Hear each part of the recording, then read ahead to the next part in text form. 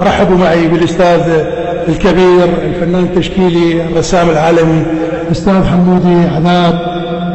طبعا الأستاذ حمودي عذاب غني عن التعريف، شجرة مثمرة أغصانها أولاده، الإعلامي الكبير علي عذاب الناشط بالشأن الانتخابي، وابنه عمار مدير مكتب علي، كلكم تعرفون علي عذاب. هذا الرجل الإنساني اللي يهرب مسرعا لإنقاذ المرضى ومساعدتهم والإشراف على علاجهم. وجد ما نريد نحكي على علي عذاب وعلى والد علي عذاب ما نعطيهم حقهم بإنسانيتهم وبعبقريتهم. طبعا الأستاذ حمودي عذاب من الرموز الكبار، رئيس جمعية رسامي الكاريكاتير في العراق، وطبعا يقيم دورات على إعاقة ويحتضن المواهب. فجد نريد نحكي ما نقدر نعطي حقه، الكلام يعني كبير في حق الأستاذ حمودي. فأنت اليوم شرفتنا في رابطتنا، رابطة الفن الأصيل، احتراما وتقديرا لإنسانيتك واحتراما لجهود أولادك الكبار اللي هم شجرتك أغصانك. اليوم ارتئينا أن نكرمك وتنضاف في قائمة المبدعين والرموز برابطتنا رابطة الفن الأصيل. فأهلا وسهلا بك حبيبنا وعزيزنا أستاذ حمود الغالي. والله أنا ما أعرف شريد أعبر وشريد أحكي أمام هذا الحشد الجميل الراقي، الحشد المثقف الواعي الذي ممكن أن يعتمد عليه العراق وشعب العراق. شكرا لهذه المجموعة الجميلة الراقية اللي هي تبتدئ من الصبي إلى الشيخ الكبير بما فيهم المتحدث. وأنا أعتقد هذا التكريم هو مثل ما يقول حافز لحمودي عذاب ولعائلة حمودي عذاب، حتى نقدر نبدع أكثر ونحس أنه أنتم أهلا أن أفضل من الحكومة اللي هي همشت كل شيء جميل. أنتم أفضل من الحكومة وأفضل من السياسيين وأفضل من الذين يحكمون العراق بالنار والحديد. أنتم شيء جميل وراقي. أتمنى من الله أن أوفق بهذا التكريم وأن أجعله وساما على صدري حتى أقدر أبدع أكثر وأقدر أقدم شيء للعراق أكثر إن شاء الله. شكرا جزيلا لك أستاذ حمودي، وطبعا كلامك شهادة كبيرة نهتز بها ونتوسم بها، ومن خلالك احنا ندعو الأستاذ الإعلامي الكبير والناشط الاجتماعي ولدك الله يحفظه علي عذاب وشقيقه عمار بالحضور رابطتنا وتكريمهم، لأن كلكم تصبون في نهر واحد اللي هو نهر الإبداع والإنسانية. بالتأكيد يعني، بس أنا شوي أزيدك معلومة. صدقني بالله علي ما أشوفه يعني أقعد وياه ما أشوفه. صحيح. يعني يجيني الساعة 4 بالليل ينام لحد 4 العصر، يطلع نفس الكلام، يبقى 3 أيام 4 أسبوع خارج محافظة بغداد، أربيل، سليمانية، بصرة، عمارة، لأنه ما عنده فرق بين الجنوب وبين الشمال.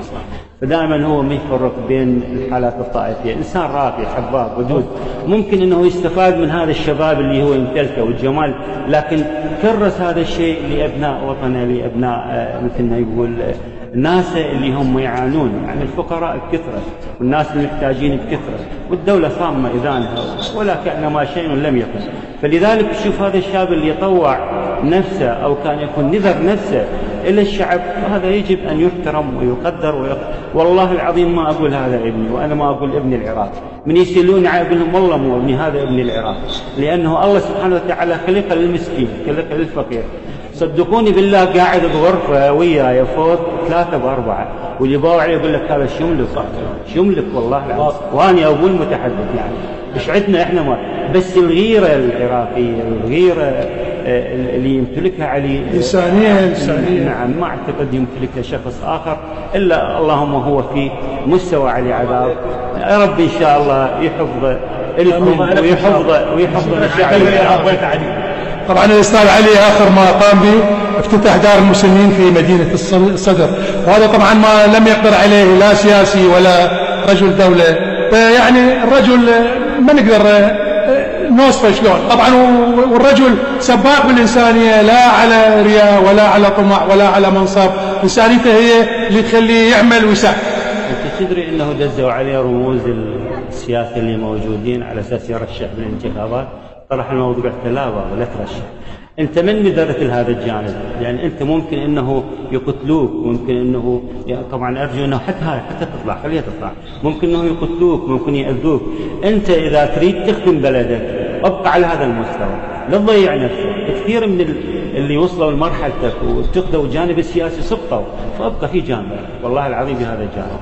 الله يسلمك. بعدين علي من النوع الشفاف الراقي، يبكي رأسا، اي صحيح، يحسس رأسا، صحيح، يعني يتألم للمشكلة وما ينطيها طابع يعني كان يكون مشي، لا، يحصرها بقلبه ويحاول أن يعني يكون يقيمها ويعطيها اعتبارات ويوصل إلى أبعد منطقة بالعراق. وأنا أعتقد هذا الشخص مو لأنه ابني، لا والله، وإنما أنا إذا أشعر بأنه ابنكم أخوكم والله صحيح. أتمنى من الله أنه دعاءكم في هذا الشخص الله يوفقه ويحفظكم يا رب، يحفظكم ويسلمكم إن شاء الله.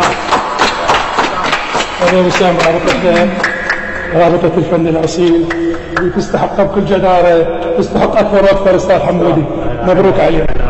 على راسي. سلم راسك. يا رب يحفظكم واشكركم، ورب ان شاء الله يعلي، مثل ما يقول عندنا متى قلت يعلي سعودكم.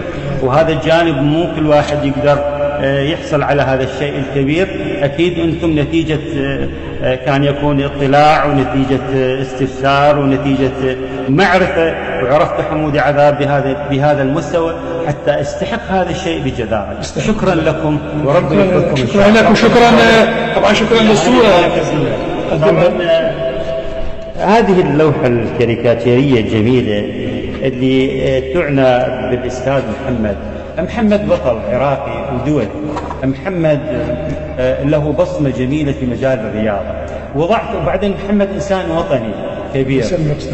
من هذا الجانب وضعت أنه هو ضد الفساد وضد الإرهاب في نفس الوقت. كل احنا ضد الفساد وضد الإرهاب، لكن بقوته وصلاته وشجاعته، ولأنه بطل يقال أنه العقل السليم في الجسم السليم، فعقليته واسعة، عقليته سليمة، يعرف الحق عن الباطل، فجسدت بهذه الصورة. أرجو أن